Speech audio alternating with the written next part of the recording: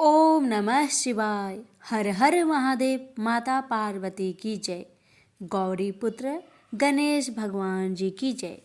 प्यारे भक्तों, आज आप सभी श्रवण करेंगे माघ मास के शुक्ल पक्ष में पड़ने वाली प्रदोष व्रत की संपूर्ण कथा। प्यारे भक्तों, आपको मैं बता दूं कि माघ मास के शुक्ल पक्ष की सोमवार के दिन प्रदोष व्रत पड़ रहा है, इसलिए इसे सोम प्रदोष व्रत के नाम से जाना जाएगा। सोम प्रदोष व्रत का महत्व बहुत अधिक है, क्योंकि यह विशेष रूप से भगवान शिव जी की पूजा का एक महत्वपूर्ण अवसर है। सोम प्रदोष व्रत हर महीने के शुक्ला पक्ष और कृष्णा पक्ष के सोमवार के दिन मनाया जाता है। यह व्रत विशेष रूप से शिव आराधना के लिए होता है और इसमें भगवान शिव की पूजा करने से पुण्य की प्राप्ति होती है। प्रदोष व्रत की विधि। व्रत की शुरुआत सोम प्रदोष व्रत के दिन प्रातःकाल स्नान करके शुद्ध वस्त्र पहने, भगवान शिव जी के मंत्रों का जाप करें और शिव पूजन की तैयारी करें। इस दिन विशेष रूप से उपवास रहकर व्रत का पालन करें और यदि संभव हो तो दिन भर निराहार रहे। पूजन विधि। भगवान शिव का पंचोपचार पूजन करें, सिद्धिदायक मंत्रों के साथ उनका अभिषेक जल, दूध, शहद, बेलपत्र, फूल, धूप, दीप आदि अर्पित करें। शिवलिंग का अभिषेक करें, विशेष रूप से गंगा जल, दूध, शहद और बेलपत्र से शिवलिंग का अभिषेक करें। मंत्रों का जाप। इस दिन ओम नमः शिवाय या महामृत्युंजय मंत्र का जाप करें। इससे भगवान शिव की कृपा प्राप्त होती है। बेलपत्र अर्पित करना विशेष लाभकारी होता है। रुद्राभिषेक भी इस दिन विशेष रूप से किया जाता है, यदि संभव हो तो। पूजन का समय संध्या समय में सूर्यास्त के बाद करें, क्योंकि प्रदोष व्रत की पूजा का समय सूर्यास्त के बाद से लेकर रात के समय तक होता है। दीपक लगाकर रात्रि भर शिव की पूजा करें। पूजा के बाद शिव जी की आरती करें और भजन गाएं। भक्तों, पूजन के बाद यदि संभव हो तो ब्राह्मणों को भोजन दान करें और उन्हें कोई वस्तु या धन दान दें। यह पुण्यकारी माना जाता है। सोम प्रदोष व्रत का महत्व। इस व्रत के द्वारा भगवान शिव की विशेष कृपा प्राप्त होती है, जिससे सभी पाप नष्ट हो जाते हैं। इस दिन की पूजा से घर में सुख, शांति और समृद्धि आती है। जीवन में आ रही कठिनाइयों का निवारण होता है। यह व्रत शारीरिक और मानसिक स्वास्थ्य के लिए लाभकारी होता है। सोम प्रदोष व्रत से जातक के जीवन के कष्ट दूर होते हैं, विशेषकर मानसिक तनाव और शारीरिक रोगों से राहत मिलता है। भगवान शिव की पूजा से धन की प्राप्ति और ऐश्वर्य में वृद्धि होती है। तो आइए प्यारे भक्तों, हम रसपान करते हैं सोम प्रदोष व्रत कथा को बड़े ही श्रद्धा और प्रसन्न मन से पूरा अवश्य सुनिएगा। भोलेनाथ, माता पार्वती आप सभी भक्तों की हर मनोकामना को पूर्ण करे। इसी मंगल कथा के साथ आज की कथा शुरू करते हैं। ओम नमः शिवाय। हर हर महादेव। स्कंद पुराण में वर्णित एक कथा के अनुसार प्राचीन काल में एक विधवा ब्राह्मणी अपने पुत्र को लेकर भिक्षा लेने जाती थी और संध्या को लौटती थी। एक दिन जब वह भिक्षा लेकर लौट रही थी तो उसे नदी किनारे एक सुंदर बालक दिखाई दिया, जो विदर्भ देश का राजकुमार धर्मगुप्त था। शत्रुओं ने उसके पिता को मारकर उसका राज्य हड़प लिया था। उसकी माता की भी मृत्यु अकाल हुई थी। ब्राह्मणी को उस बालक को देखकर बहुत दया आई और उसने उस बालक को अपना लिया और उसका पालन पोषण किया। कुछ समय पश्चात ब्राह्मणी दोनों बालक के साथ देवयोग से देव मंदिर में गई। वहां उनकी भेंट ऋषि सांडल्य से हुई। ऋषि सांडल्य ने ब्राह्मणी को बताया कि जो बालक उन्हें मिला है वह विदर्भ देश का राजा का पुत्र है, जो युद्ध में मारे गए थे और उनकी माता को ग्रह ने अपना भोजन बना लिया था। ऋषि सांडल्य ने ब्राह्मणी को प्रदोष व्रत करने की सलाह दी। ऋषि आज्ञा से दोनों बालकों ने भी प्रदोष व्रत करना शुरू कर दिया। एक दिन दोनों बालक वन में घूम रहे थे, तभी उन्हें कुछ गंधर्व कन्याएं नजर आई। ब्राह्मण बालक तो घर लौट आया, किंतु राजकुमार धर्मगुप्त अंशुमति नाम की गंधर्व कन्या से बात करने लगे। गंधर्व कन्या और राजकुमार एक दूसरे पर मोहित हो गए। कन्या ने विवाह हेतु राजकुमार को अपने पिता से मिलवाने के लिए बुलवाया। दूसरे दिन जब वह पुनः गंधर्व कन्या से मिलने आया तो गंधर्व कन्या के पिता ने बताया कि वह विदर्भ देश का राजकुमार है। भगवान शिव की आज्ञा से गंधर्व राज ने अपनी पुत्री का विवाह राजकुमार धर्मगुप्त से करवाया। इसके बाद राजकुमार धर्मगुप्त ने गंधर्व सेना की सहायता से विदर्भ देश पर पुनः आधिपत्य प्राप्त किया। यह सब ब्राह्मणी और राजकुमार धर्मगुप्त के प्रदोष व्रत करने का फल था। स्कंद पुराण के अनुसार जो भक्त प्रदोष व्रत के दिन शिव पूजा के बाद एकाग्र होकर प्रदोष व्रत कथा सुनता या पढ़ता है, उसे 100 जन्मों तक कभी दरिद्रता नहीं होती। प्रेम से बोलिए उमापति शंकर भगवान की जय। एक समय की बात है कि बहुत वर्ष पूर्व ऋषि मुनि भगवान को पाने के लिए कठोर तपस्या करते थे। यह तपस्या कैसी रहती थी?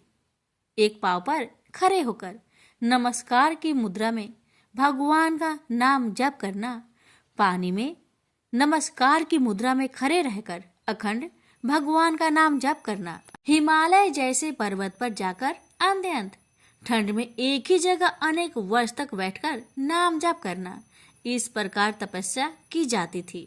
तपस्या के समय न कुछ खाया जाता था न ही पिया जाता था। इसी प्रकार कठोर तपस्या करने के बाद भगवान भक्त पर प्रसन्न होकर उन्हें आशीर्वाद देते थे। इसी प्रकार भगवान शंकर को पति रूप में पाने के लिए माता पार्वती कठोर तपस्या कर रहे थे।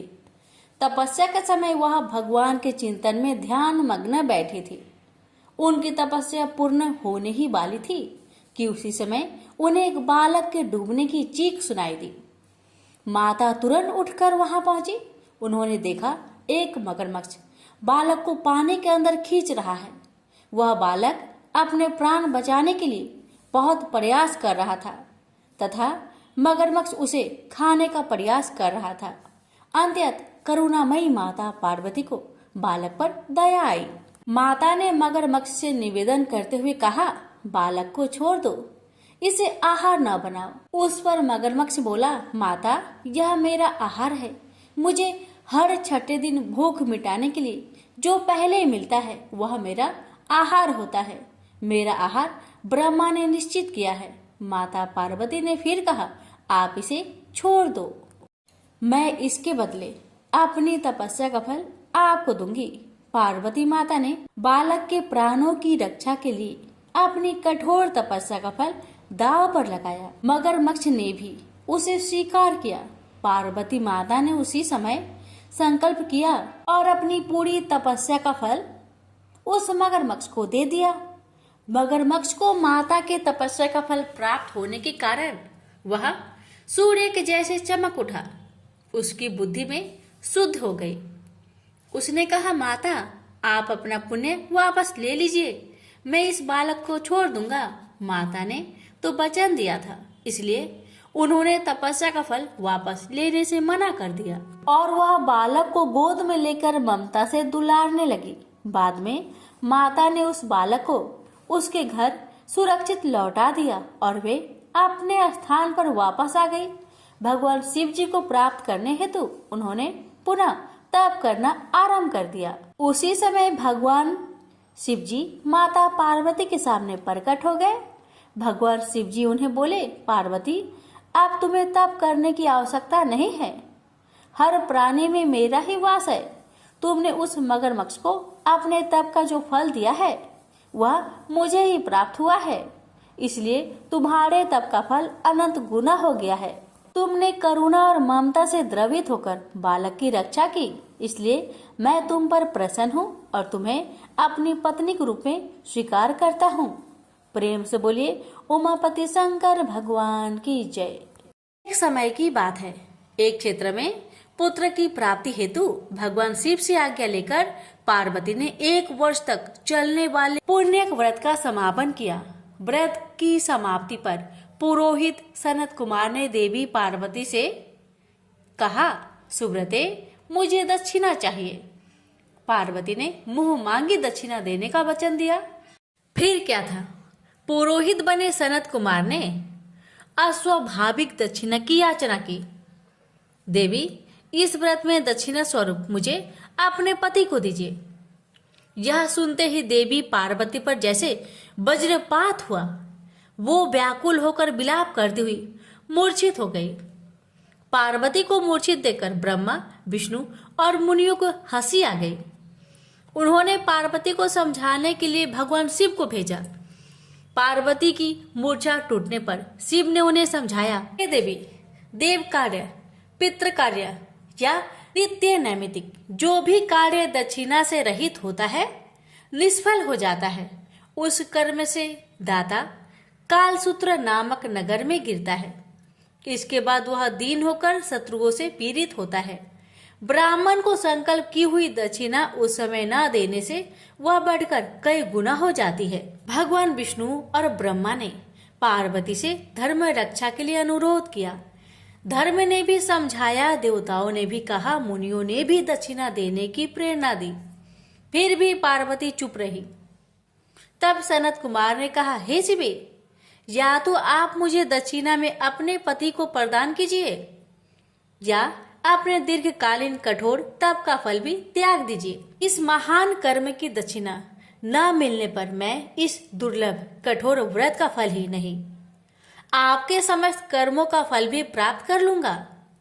उद्गन होकर पार्वती ने कहा, पति से वंचित हो जाने वाले कर्म से क्या लाभ? दक्षिणा देने तथा धर्म और पुत्र की प्राप्ति से मेरा क्या हित होगा? पृथ्वी देवी की उपेक्षा कर वृक्ष की पूजा करने से क्या प्राप्त हो सकेगा?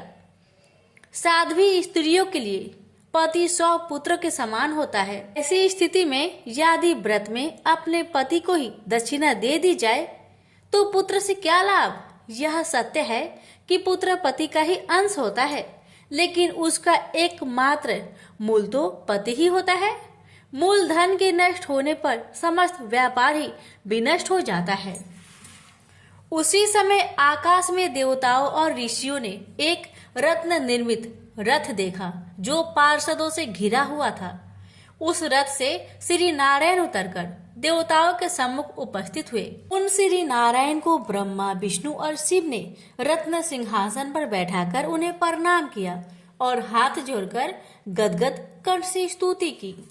वहां का सारा वृत्तांत जानकर श्री नारायण ने कहा, शिव प्रिया पार्वती का यह व्रत लोक शिक्षा के लिए है, अपने लिए नहीं, क्योंकि ये तो स्वयं समस्त व्रतों एवं तपस्याओं का फल प्रदान करने वाली है।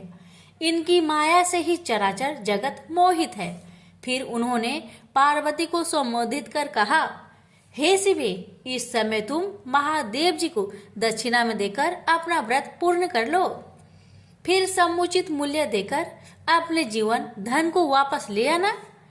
गौओं की भांति शिव भी विष्णु के शरीर में ही है, अतः तुम ब्राह्मण और गो मूल्य प्रदान कर अपने पति को लौटा लेना। यह कहकर वे अंतर ध्यान हो गए।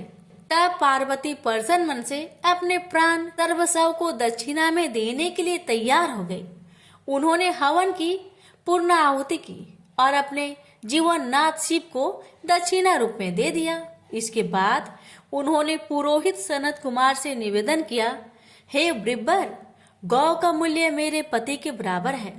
मैं आपको अत्यंत सुंदर 1 लाख गौ प्रदान करूंगी। इसके बदले में आप मेरे जीवन सर्वस्व को लौटा दीजिए। प्राणनाथ के मिल जाने पर मैं पुनः ब्राह्मणों को विपुल दक्षिणाएं प्रदान करूंगी। तब सनत कुमार ने पार्वती से कहा, हे देवी, मैं ब्राह्मण हूँ, मैं 1 लाख गौ लेकर क्या करूंगा? इस दुर्लभ रत्न के सामने 1 लाख गौ की क्या तुलना है? मैं इन्हें साथ लेकर त्रिलोक में भ्रमण करूंगा। उस समय समस्त बालक उन्हें देखकर प्रसन्नता पूर्वक ताली बजा बजाकर अट्ठास करेंगे। कहने के साथ ही सनत कुमार ने भगवान शिव को अपने पास बैठा लिया। यह सुनकर पार्वती जलहीन मछली की भांति छटपटाने लगी। उन्होंने मन ही मन सोचा, कैसा दुर्भाग्य है मेरा कि मुझे ना तो अब इस देव का दर्शन ही हुआ और ना ही व्रत का फल प्राप्त हो सका। आधीर होकर वे अपने प्राण त्यागने के लिए प्रस्तुत हो गई। अकस्मात उसी समय आकाश में तेज समूह प्रकट हुआ। उस तेज समूह को देखकर पार्वती ने उससे अपने ऊपर दया करने को कहा और उस महान तेजो राशि के मध्य विश्व मोहन श्री कृष्ण स्वरूप का दर्शन किया। ऐसे भुवन मोहन अनूप रूप को देखकर भगवती पार्वती उसी के सदृश पुत्र की कामना करने लगी और उसी क्षण उन्हें वह वर भी प्राप्त हो गया। तदंतर वह तेज वही तिरोहत हो गया। तब देवताओं ने ब्रह्मा पुत्र सनत कुमार को समझाया। सनत कुमार ने दिगंबर शिव को उनकी प्राणेश्वरी पार्वती को लौटा दिया। तो प्रेम से बोलिए उमापति शंकर भगवान की जय। भक्तों, अब आप सभी रसपान करेंगे श्री शिव महापुराण की कथा।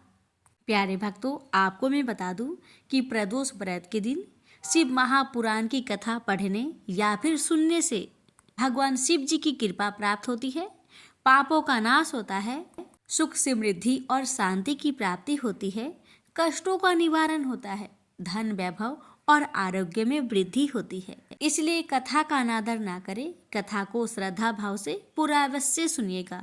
भगवान आप सभी भक्तों की हर मनोकामना को पूर्ण करे। कथा इस प्रकार है। जय भोलेनाथ।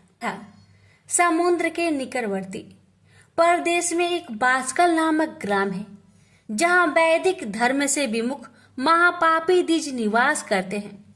वे सब के सब बड़े दुष्ट हैं। उनका मन दूषित विषय भोगों में ही लगा रहता है। वे न देवताओं पर विश्वास करते हैं न भाग्य पर। वे सभी कुटिल वृत्ति वाले हैं, किसानी करते और भांति भांति के घातक अस्त्र शस्त्र रखते हैं। वे पर स्त्री गमन करने वाले और खल है। ज्ञान वैराग्य तथा सद्मार्गों को वे बिल्कुल नहीं जानते हैं। वे सभी पशु बुद्धि वाले हैं और सदा दूषित बातों को सुनने में संलग्न रहते हैं। जहाँ के द्विज ऐसे हो, वहाँ के अन्य वर्णों के विषय में क्या कहा जाए।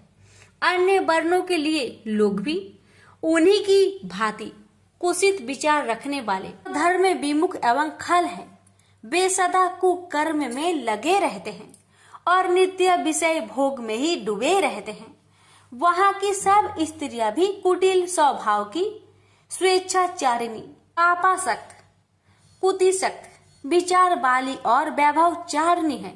वे सद्व्यवहार तथा सदाचार से सर्वथा शून्य है। कुजनों के निवास स्थान उस बांसकल नामक ग्राम में किसी समय एक बिंदुक नामधारी ब्राह्मण रहता था। वह बड़ा अधम था। वह दुरात्मा और महापापी था। यद्यपि उसकी स्त्री बड़ी सुंदर थी, तो भी वह कुमार्ग पर ही चलता था। काम वासना से कुलुषित वह वैश्यगामी था। उसकी पत्नी का नाम चंचूला था। वह सदा उत्तम धर्म के पालन में लगी रहती थी, तो भी उसे छोड़कर वह दुष्ट ब्राह्मण कामशक्त होकर वैश्यगामी हो गया था। इस तरह कुकर्म में लगे हुए उस बिंदु के बहुत वर्ष व्यतीत हो गए। उसकी स्त्री चंचुला काम से पीड़ित होने पर भी स्वधर्म नाश के भय से कलेश सहकर भी दीर्घ काल तक धर्म से भ्रष्ट नहीं हुई, परंतु दुराचारी पति के आचरण से प्रभावित होने के कारण कामप्रीत हो आगे चलकर वह स्त्री भी दुराचारी हो गई। भ्रष्ट चरित्र वाली वह कुमार्गिनी अपने पति की दृष्टि बचाकर रात्रि में चोरी छिपे अन्य पापी जार पुरुषों के साथ रमन करने लगी। हे मुने, एक बार उस ब्राह्मण ने अपनी उस दुराचारिणी पत्नी चंचुला को कामासक्त हो परम पुरुष के साथ रात्रि में संग गरगत करते देख लिया।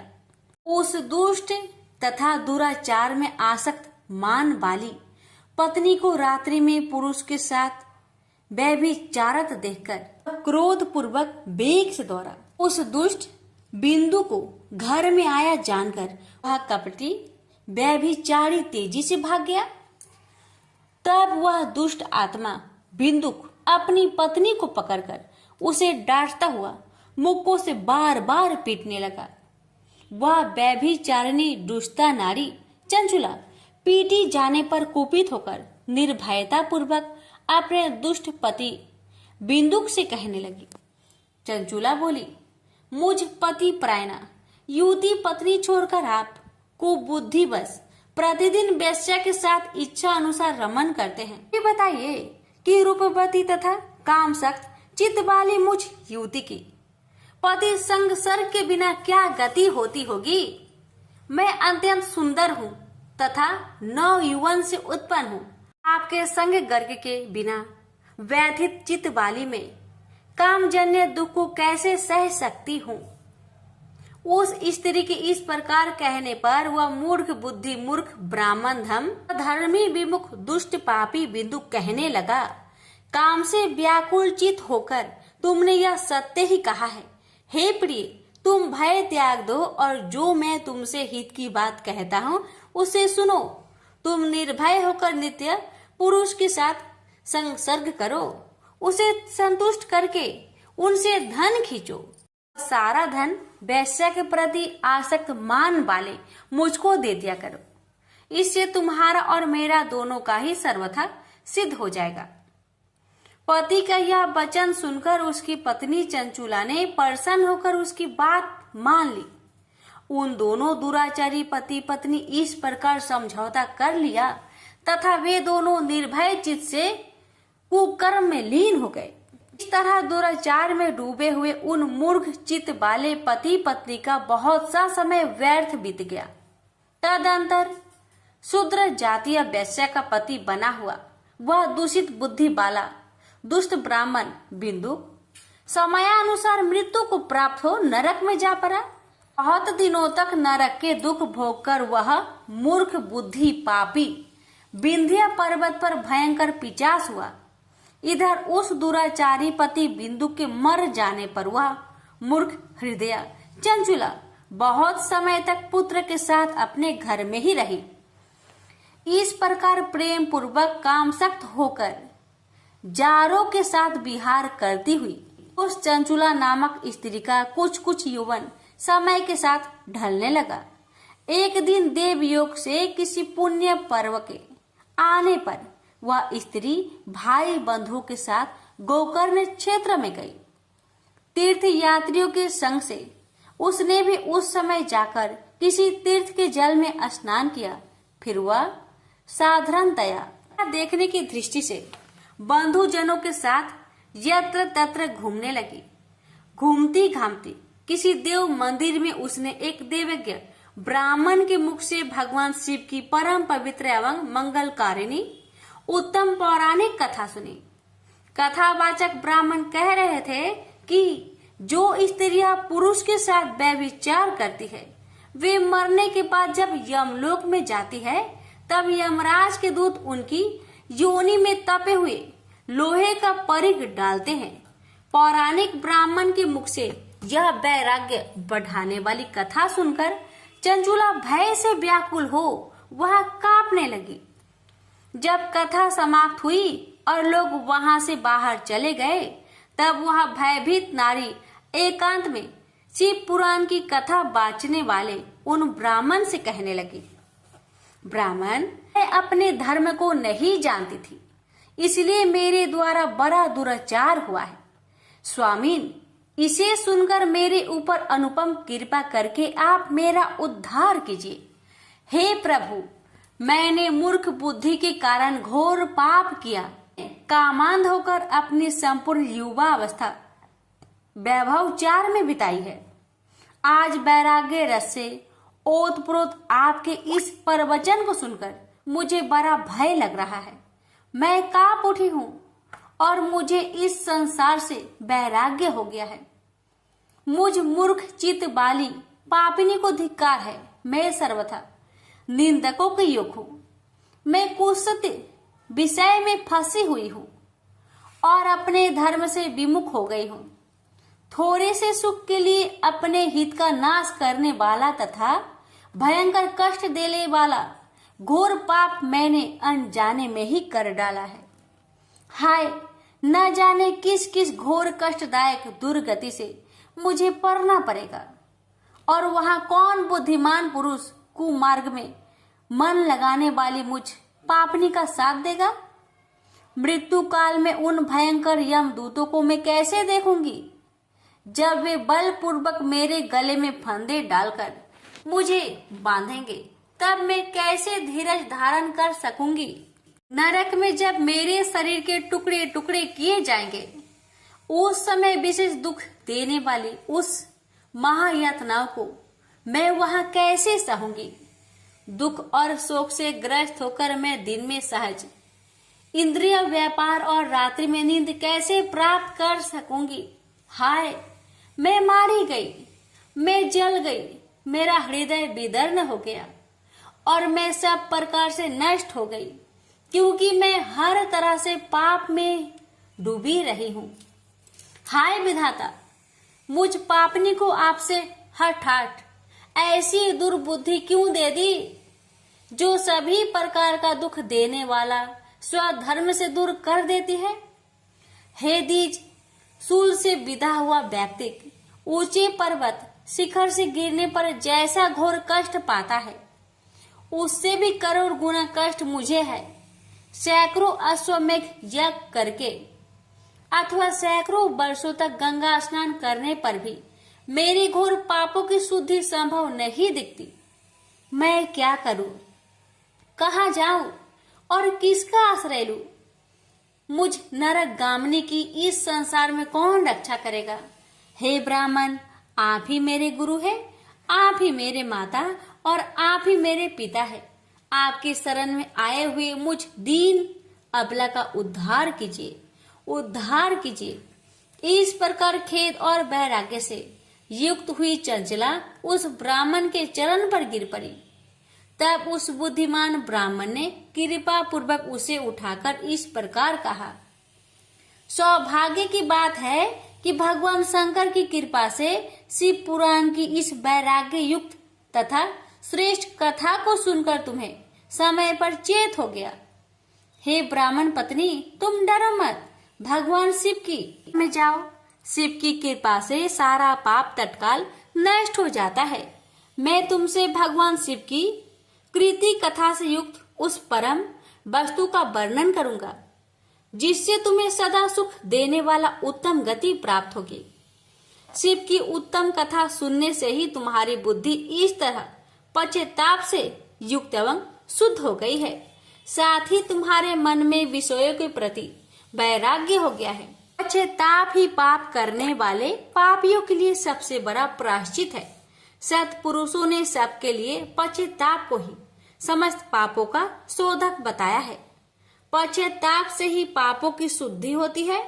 जो पश्चाताप करता है वही वास्तव में पापों को प्रायश्चित करता है, क्योंकि सत्पुरुषों ने समस्त पापों की शुद्धि के लिए जैसे प्रायश्चित का उपदेश किया है, वह सब पश्चाताप से संपन्न हो जाता है। जो पुरुष विधि पूर्वक प्रायश्चित करके निर्भय हो जाता है और अपने कुकर्म के लिए पश्चाताप नहीं करता, उसे प्राय उत्तम गति नहीं प्राप्त होती। परंतु जिसे अपने कृत्य पर हार्दिक पश्चाताप होता है, वह अवश्य उत्तम गति का भागी होता है। इसमें संशय नहीं है। इसी शिव पुराण की कथा सुनने से जैसी चित्त शुद्धि होती है, वैसी दूसरे उपाय से नहीं होती। ऐसे दर्पण साफ करने पर निर्मल हो जाता है, उसी प्रकार इसी पुराण की कथा से चित्त अत्यंत शुद्ध हो जाता है। इसमें संशय नहीं है। मनुष्य के शुद्ध चित्त में जगदम्बा पार्वती सहित भगवान शिव विराजमान रहते हैं। इससे वह शुद्धतमा पुरुष सांब सदा शिव के परम पद को प्राप्त होता है।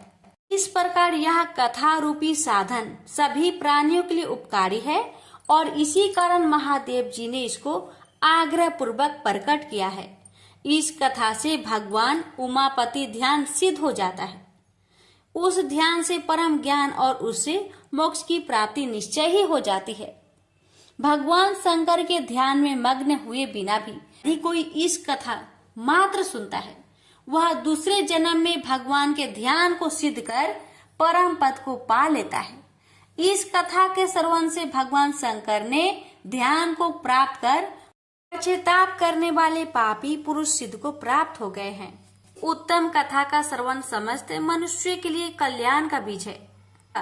यथोचित मार्ग से इसकी आराधना अथवा सेवा करनी चाहिए। यह कथा श्रवण भाव बंधन रूपी रोगों का नाश करने वाला है। भगवान शिव की कथा को सुनकर फिर अपने हृदय में उसका मनन एवं निधि ध्यान से करने से पूर्णतया चित्त शुद्धि हो जाती है। चित्त शुद्धि होने से महेश्वर की भक्ति अपने दोनों पुत्र ज्ञान और वैराग्य के साथ निश्चय ही प्रकट होती है। तत्पश्चात महेश्वर के अनुग्रह से दिव्य मुक्ति प्राप्त होती है। इसमें संशय नहीं है। जो शिव भक्ति से वंचित है उसे पशु समझना चाहिए, क्योंकि उसका चित्त माया के बंधन में आसक्त है। वह निश्चय ही संसार बंधन से मुक्त नहीं हो पाता है। हे ब्राह्मण पत्नी, इसलिए तुम विषयों से मन को हटा लो और भक्ति भाव से भगवान शंकर की इस परम पावन कथा को सुनो। परमात्मा शंकर की इस कथा को सुनने से तुम्हारे चित्त की शुद्धि होगी और उससे तुम्हें मोक्ष की प्राप्ति हो जाएगी। निर्मल चित्त से भगवान शिव के चरण रविंद का चिंतन करने वाली की ही एक ही जन्म में मुक्ति हो जाती है। यह मैं तुमसे सत्य कहता हूँ। इतना कहकर वे श्रेष्ठ शिव भक्त ब्राह्मण मौन हो गए। उनका हृदय करुणा से आर्द्र हो गया था। वे शुद्ध चित्त महात्मा भगवान शिव के ध्यान में मग्न हो गए। तदंतर बिंदु की पत्नी चंचुला मन ही मन प्रसन्न हो उठी। ब्राह्मण का उक्त उपदेश सुनकर उसके नेत्रों में आनंद के आंसू छलक आए थे।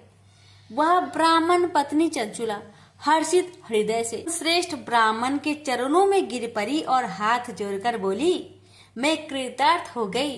तत्पश्चात उठकर वैराग्य युक्त तथा उत्तम बुद्धि वाली वह स्त्री जो अपने पापों के कारण आतंकित थी, वह महान शिव भक्त ब्राह्मण से हाथ जोड़कर गदगद वाणी में कहने लगी, ब्राह्मण, मैं शिव भक्तों में श्रेष्ठ।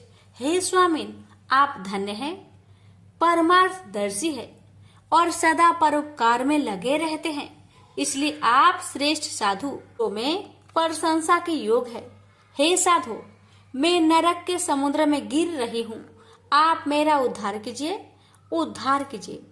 पौराणिक अर्थ तत्व से संपन्न जिस सुंदर शिव पुराण की कथा को सुनकर मेरे मन में संपूर्ण विषयों से वैराग्य उत्पन्न हो गया है। इस शिव महापुराण को सुनने के लिए इस समय मेरे मन में बड़ी श्रद्धा हो रही है। ऐसा कहकर हाथ जोड़कर उनका अनुग्रह पाकर चंचुला उस शिव महापुराण की सेवा में तत्पर हो वहां रहने लगी। तदंतर शिव भक्तों में श्रेष्ठ और शुद्ध बुद्धि वाले उन ब्राह्मण देवता ने उसी स्थान पर उस स्त्री को शिव पुराण की उत्तम कथा सुनाई। इस प्रकार उस गोकर्ण नामक महाक्षेत्र में उन्हीं श्रेष्ठ ब्राह्मण से उसने शिव पुराण की वह परम उत्तम कथा सुनी, जो भक्ति, ज्ञान और वैराग्य को बढ़ाने वाली तथा मुक्ति देने वाली है। उस परम उत्तम कथा को सुनकर वह ब्राह्मण पत्नी अत्यंत कृतार्थ हो गई। उन सदगुरु की कृपा से उसका चित्त शीघ्र ही शुद्ध हो गया। भगवान शिव के अनुग्रह से उसके हृदय में शिव के गुण रूप का चिंतन होने लगा।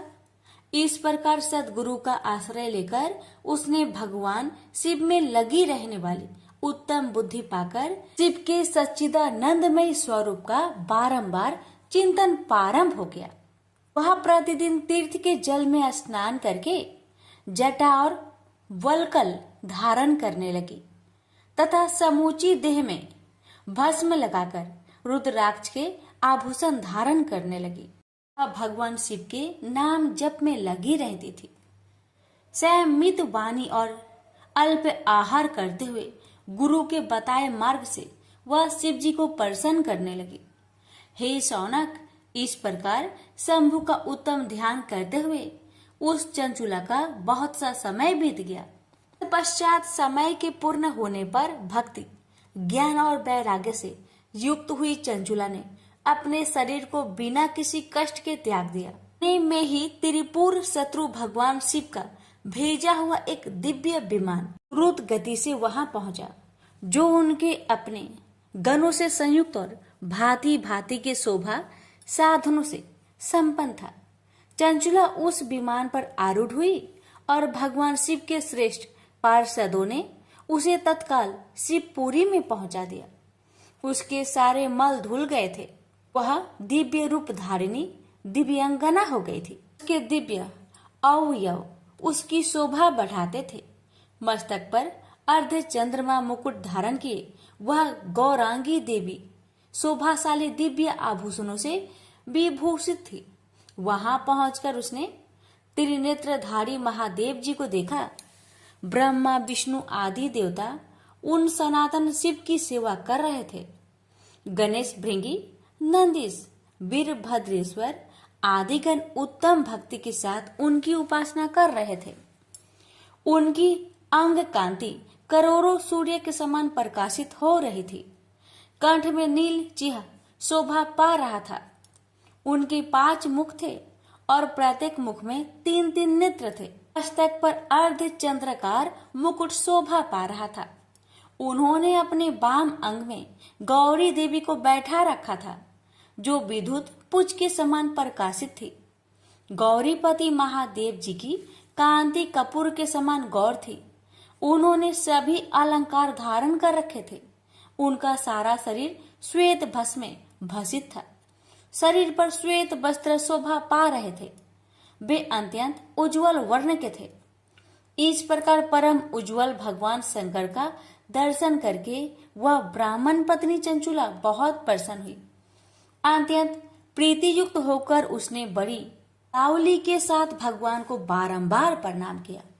फिर हाथ जोड़कर वह बड़े प्रेम, आनंद और संतोष से युक्त विनीत भाव से खड़ी हो गई। उसके नेत्र से आनंद अश्रुओं की अविरल धारा बहने लगी तथा संपूर्ण शरीर में रोमांच हो गया। उस समय भगवती पार्वती और भगवान शंकर ने उसे बड़े करुणा के साथ अपने पास बुलाया और सौम्य दृष्टि से उसकी ओर देखा। पति जी ने तो दिव्य रूप धारिणी बिंदु प्रिया चंचुला को प्रेम पूर्वक अपनी सखी बना लिया। उस परमानंद घन ज्योति स्वरूप सनातन धाम में अविचल निवास पाकर दिव्य सुख से संपन्न हो अक्षय सुख का अनुभव करने लगी। एक दिन परमानंद में निमग्न हुई चंचुला ने उमा देवी के पास जाकर प्रणाम किया और दोनों हाथ जोड़कर वह उनकी स्तुति करने लगी। हे गिरिजा नंदिनी, हे स्कंद माता, मनुष्यों ने सदा आपकी सेवा की है। समस्त सुखों को देने वाली हे शंभु प्रिय, हे ब्रह्म रूपिणी, आप विष्णु और ब्रह्मा आदि देवताओं द्वारा सेव्य हैं। आप ही सगुना और निर्गुणा भी है तथा आप ही सूक्ष्म सच्चिदानंद स्वरूपिणी आद्य प्रकृतिक है। आप ही संसार की सृष्टि, पालन और संहार करने वाली है। तीनों गुणों का आश्रय भी आप ही है। ब्रह्मा, विष्णु और महेश्वर, इन तीनों देवताओं का आवास स्थान तथा उनकी उत्तम प्रतिष्ठा करने वाली परम शक्ति आप ही है। सदगति प्राप्त हो चुकी थी वह चंचुला इस प्रकार महेश्वरी पत्नी उमा की स्तुति करके सिर झुकाए चुप हो गई। उसके नेत्रों में प्रेम के आंसू उमड़ आए थे। करुणा से भरी हुई शंकर प्रिया भक्त वत्सला पार्वती देवी चंचुला के संबोधित करके बड़े प्रेम से इस प्रकार कहने लगी। हे सखी चंचुले, हे सुंदरी, मैं तुम्हारी की हुई इस स्तुति से बहुत प्रसन्न हूँ। बोलो, क्या वर मांगती हो? तुम्हारे लिए कुछ भी आदेय नहीं है। पार्वती जी के इस प्रकार कहने पर चंचुला उन्हें प्रणाम करके दोनों हाथ जोड़कर नतमस्तक हो प्रेम पूर्वक पूछने लगी। हे निष्पाप गिरिजा कुमारी, मेरे पति बिंदु इस समय कहाँ है? उनकी कैसी गति हुई है यह मैं नहीं जानती, कल्याणमयी दीन वत्सले, मैं अपने उन पति देव से जिस प्रकार संयुक्त हो सकूं, कृपा करके वैसा ही उपाय कीजिए। हे महेश्वरी, हे महादेवी, मेरे पति एक क्षुद्र जातीय वैश्या के प्रति आसक्त थे और पाप में डूबे रहते थे। उनकी मृत्यु मुझसे ही पहले हो गई थी। वे न जाने किस गति को प्राप्त हुए हैं।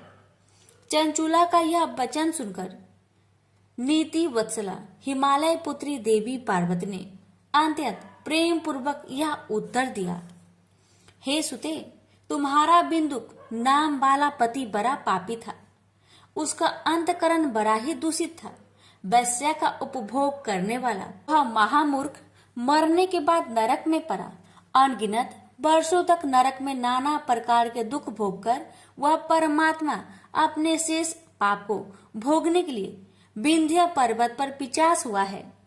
इस समय वह पिचास की अवस्था में ही है और नाना प्रकार के कलेश उठा रहा है। वह दुष्ट वही वायु पीकर रहता है और सदा सब प्रकार के कष्ट सहता है। गौरी देवी का यह बात सुनकर उत्तम व्रत का पालन करने वाली वह चंचुला उस समय पति के महान दुखों से दुखी हो गई। फिर मन को स्थिर करके उस ब्राह्मण पत्नी ने व्यथित हृदय से महेश्वरी को प्रणाम करके पुनः पूछा, महेश्वरी, हे महादेवी, मुझ पर कृपा कीजिए और दूषित कर्म करने वाले मेरे उस दुष्ट पति का आप उद्धार कर दीजिए।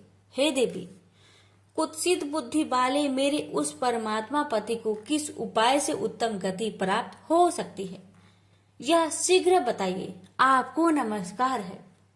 उसकी यह बात सुनकर भक्त वत्सला पार्वती जी अपनी सखी चंचुला से प्रसन्न होकर ऐसा कहने लगी, तुम्हारा पति यदि शिव पुराण की पुण्यमयी उत्तम कथा सुने तो सारी दुर्गति को पार करके वह उत्तम गति का भागी हो सकता है। अमृत के समान मधुर अक्षरों से युक्त गौरी देवी का यह वचन आदर पूर्वक सुनकर चंचुला ने हाथ जोड़कर मस्तक झुकाकर उन्हें बारंबार प्रणाम किया और अपने पति के समस्त पापों की शुद्धि तथा उत्तम गति की प्राप्ति के लिए पार्वती देवी से यह प्रार्थना की कि मेरे पति को शिव पुराण सुनाने की व्यवस्था होनी चाहिए। तो ब्राह्मण पत्नी के बारंबार प्रार्थना करने पर शिव प्रिया गौरी देवी को बड़ी दया आई। उस भक्त वत्सला महेश्वरी गिरिजा कुमारी ने भगवान शिव की उत्तम कृति का गान करने वाले गंधर्वराज तुमरु को बुलाकर उनसे प्रसन्नता पूर्वक इस प्रकार कहा। गिरिजा बोली, मेरी मन की बातों को जानकर मेरे अभिष्ट कार्य को सिद्ध करने वाले तथा शिव में प्रीति रखने वाले हे तुमरु, मैं तुमसे एक बात कहती हूँ, तुम्हारा कल्याण हो। तुम मेरी इस सखी के साथ शीघ्र ही विंध्य पर्वत पर जाओ। वहाँ एक महाघोर और भयंकर पिशाच रहता है। उसका वृत्तांत तुम आराम से ही सुनो। मैं तुमसे प्रसन्नता पूर्वक सब कुछ बताती हूँ। पूर्व जन्म में वह पिशाच बिंदुक नामक ब्राह्मण था। वह मेरी इस सखी चंचुला का पति था, परंतु वह दुष्ट वैश्यगामी हो गया। स्नान संध्या आदि नित्य कर्म छोड़कर वह अपवित्र रहने लगा। क्रोध के कारण उसकी बुद्धि पर मूर्खता छा गई। कर्तव्य का विवेक नहीं पाता था। अभय भक्षण, सज्जनों से देश और दूषित वस्तुओं का दान लेना, यही उसका स्वाभाविक कर्म बन गया था। वह अस्त्र शस्त्र लेकर हिंसा करता, बाएं हाथ से खाता, दीनों को सताता और क्रूरता पूर्वक पराये घर में आग लगा देता था। चांडालों से प्रेम करता और प्रतिदिन वैश्य के संपर्क में रहता था। वह बड़ा दुष्ट था। उस पापी ने अपनी पत्नी का परित्याग कर दिया था और वह दुष्टों के संग में निरत रहता था। उसने वैश्य के कुसंग से अपने सारे पुण्य नष्ट कर लिए और धन के लोभ से अपनी पत्नी को निर्भय करके व्यभिचारिणी बना डाला। वह मृत्यु पर्यंत दुराचार में ही फंसा रहा। फिर समय आने पर उसकी मृत्यु हो गई। वह पापियों के भोग स्थान घोर यमपुरी में गया और वहां बहुत से नरकों को भोगकर वह दुष्ट आत्मा इस समय विंध्या पर्वत पर पिशाच बना हुआ है। वहीं पर वह दुष्ट पिशाच अपने पापों का फल भोग रहा है।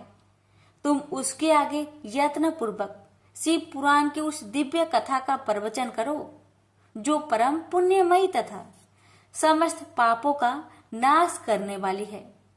उत्तम शिव पुराण की कथा के श्रवण से उसका हृदय शीघ्र ही समस्त पापों से शुद्ध हो जाएगा और वह प्रेत योनि का परित्याग कर देगा। दुर्गति से मुक्त होने पर उस बिंदुक नामक पिशाच को मेरी आज्ञा से विमान पर बैठाकर तुम भगवान शिव के समीप ले आओ। महेश्वरी उमा के इस प्रकार आदेश देने पर गंधर्वराज तंबरू मन ही मन बड़े प्रसन्न हुए और उन्होंने अपने भाग्य की सराहना की। तत्पश्चात उस पिशाच की सती साध्वी पत्नी चंचूला साथ विमान पर बैठकर नारद के प्रिय मित्र तुमरू वेग पूर्वक विंध्याचल पर्वत पर गए, जहां वह पिशाच रहता था। वहां उन्होंने उस पिशाच को देखा। उसका शरीर विशाल था और उसकी ढोड़ी बहुत बड़ी थी। वह कभी हंसता, कभी रोता, कभी उछलता था। उसकी आकृति बड़ी विकराल थी। भगवान शिव की उत्तम कृति का गान करने वाले महाबली तुमरू ने उस अत्यंत भयंकर पिशाच को बलपूर्वक पासों द्वारा बांध लिया। तुमरू ने शिव पुराण की कथा बांचने का निश्चय करके महा उत्सव युक्त स्थान पर मंडप आदि की रचना की। इतने में ही संपूर्ण लोकों में बड़ी वेग से यह प्रचार हो गया कि देवी पार्वती जी की आज्ञा से एक पिशाच का उद्धार करने के उद्देश्य से पुराण की उत्तम कथा सुनाने के लिए तुमरू विंध्या पर्वत पर गए हैं। तो उस कथा को सुनने के लोभ से बहुत से देवता और ऋषि भी शीघ्र ही वहां जा पहुंचे। आदर पूर्वक शिव पुराण सुनने के लिए आए हुए लोगों का उस पर्वत पर बड़ा अद्भुत और कल्याणकारी समाज जुट गया। तत्पश्चात तुमरू ने उस पिशाच को पासों से बांधकर आसन पर बैठाया और हाथों में बीना लेकर गौरीपति की कथा का गान आरंभ किया। महात्म्य सहित पहली अर्थात प्रथम संहिता से लेकर 7वीं संहिता तक शिव पुराण की कथा का उन्होंने स्पष्ट वर्णन किया। 7 संहिता वाले शिव पुराण का आदर पूर्वक श्रवण करके वे सभी श्रोता पूर्णतः कृतार्थ हो गए। उस परम पुण्यमयी शिव पुराण को सुनकर उस पिशाच ने अपने सारे पापों को धोकर उस पिशाचित शरीर को त्याग दिया। शीघ्र ही उसका रूप दिव्य हो गया। उनकी कांति गौर वर्ण की हो गई। शरीर पर श्वेत वस्त्र तथा सब प्रकार के पुरुषोचित आभूषण उसके अंगों को आशित करने लगे। वह त्रिनेत्रधारी चंद्रशेखर रूप हो गया। इस प्रकार दिव्य देहधारी होकर श्रीमान बिंदु अपनी भार्य चंचूला के साथ स्वयं भी पार्वती पति भगवान शिव के दिव्य चरित्र का गुणगान करने लगा। उसकी स्त्री को इस प्रकार दिव्य रूप से सुशोभित देखकर वे सभी देवता और ऋषि बड़े विस्मित हुए। उनका चित्त परम आनंद से परिपूर्ण हो गया। भगवान महेश्वर का वह अद्भुत चरित्र सुनकर वे सभी श्रोता परम कृतार्थ हो प्रेम पूर्वक श्री शिव का यशोगान करते हुए अपने अपने धाम को चले गए। दिव्य रूपधारी श्रीमान बिंदुक भी सुंदर विमान पर अपनी प्रियतमा के पास बैठकर सुख पूर्वक आकाश में स्थित हो परम शोभा पाने लगा। अंतर महेश्वर के सुंदर एवं मनोहर गुणों का गान करता हुआ वह अपनी प्रियतमा तथा तुमरू के साथ शीघ्र ही शिव धाम जा पहुंचा। हाँ, भगवान महेश्वर तथा पार्वती देवी ने प्रसन्नता पूर्वक बिंदु का बड़ा सत्कार किया और उसे अपना गण बना लिया। उसकी पत्नी चंचुला पार्वती जी की सखी हो गई। उस धनीभूत ज्योति स्वरूप परमानंदमय सनातन धाम में अविचल निवास पाकर दोनों दंपति परम सुखी हो गए। तो प्रेम से बोलिए हर हर महादेव, माता पार्वती की जय।